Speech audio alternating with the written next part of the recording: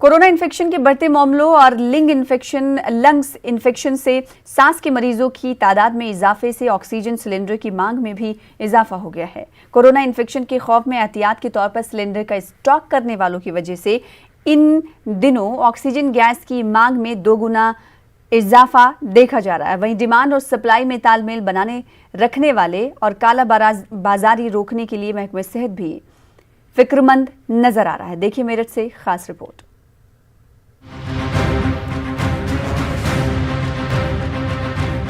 Corona infection के ज्यादातर मामलों में सांस लेने में तकलीफ की शिकायत सामने आई है। ऐसे में मरीज को ऑक्सीजन दी जानी जरूरी है। यही वजह है कि 30 से 40% ऑक्सीजन का इस्तेमाल ज्यादा हो गया है।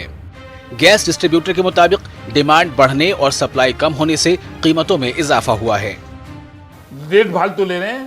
पहले कितने का जाता था सिलेंडर, अब कितने का? 150 का मिलता था, 250, 200, 200 का जाता था। और अब कितने का जा रहा है? अब 800 का नहीं मिल रहा, 800 का नहीं मिल रहा। और नकद पहले उधार मिले थे 1 महीने का। डिमांड तो इन्होंने बढ़ाई है ना, शॉर्टेज करके। जो चीज 150 की है 700। डॉक्टरों का कहना है कि कोरोना और लंग इन्फेक्शन के मामलों के अलावा कोरोना इन्फेक्शन के खौफ से आम लोग भी ऑक्सीजन सिलेंडर के इस्तेमाल को लेकर बेदार हुए हैं। ऐसे में ऑक्सीजन की मांग बढ़ना लाजमी है, लेकिन जरूरत के पेश नजर ऑक्सीजन की प्रोडक्शन और सप्लाई को लेकर हुकूमत की जानिब से कोई खास पेशरफ्त नहीं हुई है। ऑक्सीजन थोड़ा सा सेकेंडरी चीज है, बहुत इमरजेंसी चीज है। सभी मरीजों को जरूरत नहीं पड़ती, लेकिन अब इस समय क्या है कि थोड़ा पैनिक भी है। कुछ लोग तो ऐसे भी हैं जिनको थोड़ा कोरोना डायग्नोस हुआ, तो वो सिलेंडर लेके जो है अपने घर में स्टोर कर रहे हैं, जिससे कि कभी जरूरत पड़े तो वो यूज कर लें।